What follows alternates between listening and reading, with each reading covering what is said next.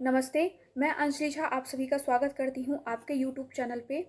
तो कल जो मैंने वीडियो बनाई थी वो मैंने आपको बताया था ज्योग्राफी सब्जेक्ट से रिलेटेड। तो उस वीडियो में मैंने आपको सारा डिटेल्ड सिलेबस बता दिया था ज्योग्राफी का, साथ ही साथ कौन से टॉपिक्स से पूछे जाते हैं मैंने वो भी आपको डिटेल में बता दिया था। तो अभी तक आपने अगर मेरे उस वीडियो को नहीं देखा है तो आप उस वीडियो को मेरे चैनल पर जाकर ज़रूर विजिट करें, आपके लिए बहुत ज़्यादा ही हेल्पफुल वीडियो होगी।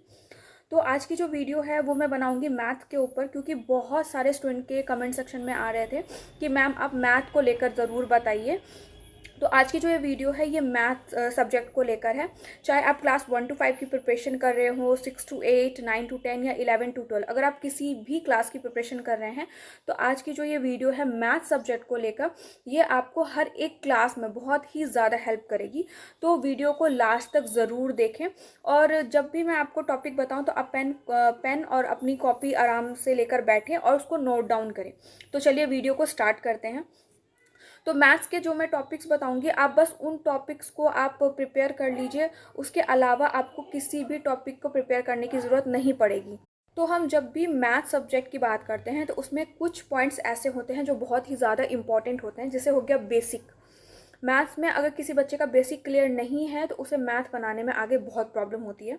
तो अब बेसिक में जैसे क्या क्या आ जाता है कि आपका मल्टीप्लिकेशन अच्छा से होना चाहिए, मतलब आपको टाइम नहीं लगना चाहिए, क्योंकि एग्जाम में इतना टाइम नहीं होता। मैथ सब्जेक्ट जो है वो प्रैक्टिस की चीज़ है और ज़्यादा टाइम कंज्यूम भी करती है, इसलिए आपका मल्टीप्लिकेशन अच्छा से होना चाहिए। आपको स्क्वायर रूट आना चाहिए, आपको क्यूब रूट आना चाहिए पहले से ही, आपको फ्रैक्शन आना चाहिए, परसेंटेज आना चाहिए। ये जो मैंने अभी आपको पॉइंट्स बताए हैं ना, ये आपके मुंह ज़बानी होने चाहिए। मतलब आप इतना प्रैक्टिस करो कि जैसे ही आपको इन सब टाइप्स के क्वेश्चन पूछे जाए आप तो फटाफट आप उसका आंसर दे दो। मैंने जो अभी आपको बताया ये था बेसिक, जो हर एक स्टूडेंट का बेसिक क्लियर होना चाहिए। अब चलिए आगे के टॉपिक्स को लेकर डिस्कस कर लेते हैं कि कौन कौन सी टॉपिक्स हैं जो हमारे मैथ सब्जेक्ट में पूछी जाती है। चाहे वो आपका 8 नंबर का हो, मतलब जीके जीएस में जो आपको पूछा जाता है 8 नंबर का मैथ, या फिर आपका खुद का अपना सब्जेक्ट हो 80 मार्क्स का। तो चलिए आप पेन और कॉपी लीजिए और नोट डाउन करते जाइए पॉइंट्स को। मैं हिंदी और इंग्लिश दोनों में वो करूँगी डिफाइन, मतलब आपको बता दूंगी ताकि आपको दिक्कत ना हो। तो सबसे पहला जो टॉपिक है वो हमारा हो जाता है संख्या पद्धति, यानी कि नंबर सिस्टम। सेकंड है हमारा लघुत्तम और समपवर्तक, यानी कि एलसीएम एंड एचसीएफ। थर्ड जो हमारा पॉइंट है वो हमारा है रैखिक समीकरण, यानी कि लीनियर इक्वेशन। तो जब आप लीनियर इक्वेशन पढ़े तो उसका 1 वेरिएबल और 2 वेरिएबल, यानी कि लीनियर इक्वेशन इन 1 वेरिएबल और लीनियर इक्वेशन इन 2 वेरिएबल, ये दोनों पढ़ना आप। फोर्थ टॉपिक जो आ जाता है वो हो जाता है द्विघात समीकरण, यानी कि क्वाड्रेटिक इक्वेशन। पांचवा हो जाता है अनुपात और समानुपात, यानी कि रेशियो एंड प्रोपोर्शन। 6 है आयु से संबंधित प्रश्न, एज रिलेटेड क्वेश्चंस। 7 है साझेदारी, यानी कि पार्टनरशिप। 8 है औसत, यानी कि एवरेज। 9 है प्रतिशत, यानी कि परसेंटेज, जो मैंने आपको अभी पहले बताया था कि आपको आना चाहिए। और टॉपिक नंबर 10 है लाभ हानि, यानी कि profit and loss. Topic number 11 है बट्टा, यानी कि डिस्काउंट। टॉपिक नंबर 12 है साधारण ब्याज, यानी कि सिंपल इंटरेस्ट। टॉपिक नंबर 13 है चक्रवृद्धि ब्याज, यानी कि कंपाउंड इंटरेस्ट। टॉपिक नंबर 14 है कार्य और समय, यानी कि time and work. Topic number 15 है पाइप और टंकी, मतलब pipe and cistern. Topic number 16 है समय एवं दूरी, time and distance. Topic number 17 है नार्वे और धारा, यानी कि boats and stream. Topic number 18 है मिश्रण, यानी कि मिक्सचर। टॉपिक नंबर 19 है आंकड़े, यानी कि स्टैटिस्टिक। टॉपिक नंबर 20 है स्टॉक और शेयर, और इसका इंग्लिश में भी हो जाएगा स्टॉक एंड शेयर। मतलब इससे ना जब मैंने दिया था तो उससे TRE 2 में भी जब मैंने दिया था तो उससे सिर्फ और सिर्फ एक क्वेश्चन पूछा गया था, तो ये ज़्यादा इंपॉर्टेंट नहीं है। इससे जनरली क्वेश्चन ज़्यादा नहीं आता है। हाँ, TRE 2 में से एक क्वेश्चन देखने को ज़रूर मिला था, तो आप चाहें तो कर सकते हैं, वरना इसको स्किप कर दे तो ठीक है, ये ज़्यादा इंपॉर्टेंट नहीं है। अब है टॉपिक नंबर 21 क्रमचय और संचय, यानी कि permutation and combination. Topic number 22 है प्रायिकता, यानी कि प्रोबेबिलिटी। इससे बहुत ज़्यादा क्वेश्चन रहता है, ये बहुत ही ज़्यादा इंपॉर्टेंट टॉपिक है प्रोबेबिलिटी की अगर बात करें तो। टॉपिक नंबर 23 है श्रेणी यानी कि प्रोग्रेशन, और ये अर्थमेटिक प्रोग्रेशन की बात हो रही है। और टॉपिक नंबर 24 है त्रिकोणमिति यानी कि ट्रिग्नोमेट्री। तो ट्रिग्नोमेट्री से भी अगर आप 8 मार्क्स वाले की बात करें तो उसमें ज़्यादा क्वेश्चन नहीं रहता, उसमें 1 से 2 क्वेश्चन देखने को मिलता है। लेकिन अगर आप टीजीटी की बात कर रहे हैं या पीजीटी में अगर आपका सब्जेक्ट है, या फिर अगर 6 to 8 में आपका मैथ सब्जेक्ट है, तो ट्रिग्नोमेट्री से अच्छा खासा क्वेश्चन रहता है। तो आप इसको भी बहुत अच्छे तरीके से प्रिपेयर करके जाइए।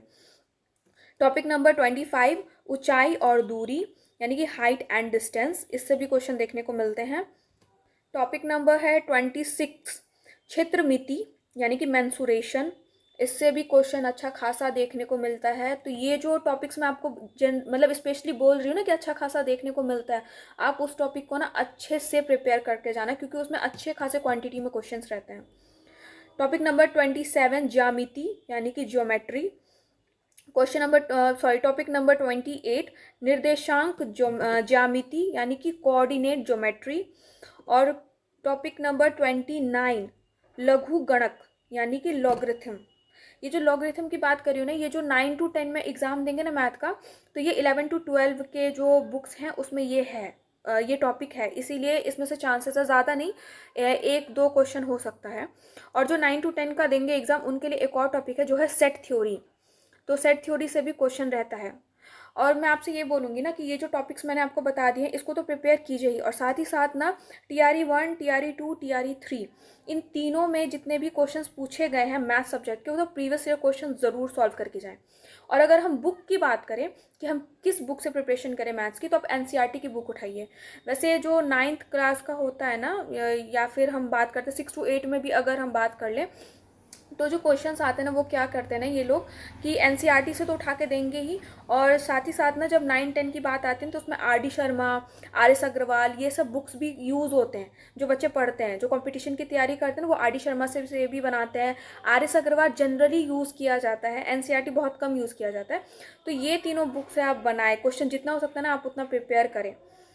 RD शर्मा, उसके बाद NCERT और RS अग्रवाल, क्योंकि इन सबसे क्वेश्चन रहते हैं। तो अगर आप इन सबसे क्वेश्चन कर लेंगे और साथ ही साथ प्रीवियस ईयर और ये जो टॉपिक मैंने आपको बताया, फिर आप निश्चिंत रहिए, आपका सिलेक्शन होने से कोई नहीं रोक सकता। हाँ, लेकिन मैंने जो बातें आपको बताई है उसको आप ध्यान से सुनिए, उसको अमल कीजिए, ये नहीं कि बस। तो ये थी आज की वीडियो मैथ से रिलेटेड। तो मैं आपसे उम्मीद करती हूँ कि आपको अच्छे तरीके से मैंने जो भी सिलेबस बताया होगा, क्योंकि मैंने हिंदी और इंग्लिश दोनों में आपको बता दिया, साथ ही साथ आपको ये भी बता दिया कि कौन कौन से टॉपिक से ज़्यादा क्वेश्चन पूछे जाते हैं। तो आप इस वीडियो को पूरा देखें, उसे नोट डाउन करें, और नोट डाउन करने के साथ ही साथ आप अच्छे तरीके से प्रिपरेशन भी स्टार्ट कर दें। मैंने आपको बुक का भी बता दिया कि कौन कौन से बुक से आपको प्रिपरेशन करनी है। तो मेरे को उम्मीद है कि आपको ये वीडियो बहुत अच्छी लगी हो और हेल्पफुल लगी हो। तो आपसे मैं एक और उम्मीद करती हूँ कि आप इस वीडियो को ज़्यादा से ज़्यादा लोगों तक शेयर करेंगे। जो भी बच्चे TRE 4 की प्रिपरेशन कर रहे हैं उन तक ये वीडियो ज़रूर पहुँचाएंगे, ताकि आपके साथ साथ उनकी भी थोड़ी बहुत हेल्प हो सके और वो भी TRE 4 में एक अच्छे मार्क्स के साथ BPSC टीचर बन सके।